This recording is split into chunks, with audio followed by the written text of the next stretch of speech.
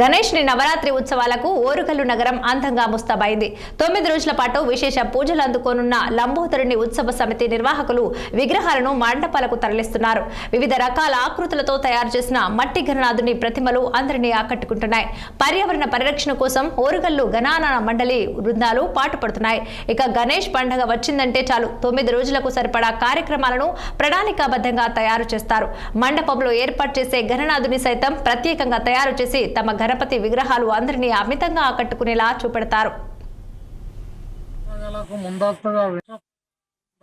వినాయక చవితి శుభాకాంక్షలు.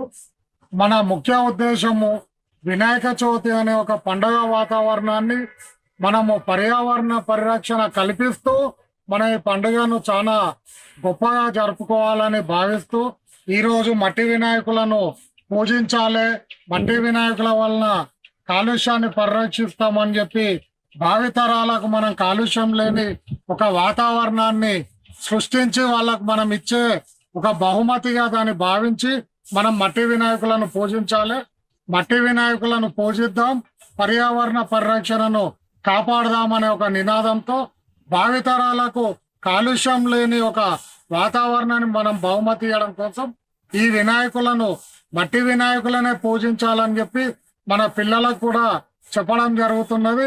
కావున దయచేసి రాష్ట్ర ప్రజలందరూ మట్టి వినాయకుడినే పూజించండి. కాలుష్యాన్ని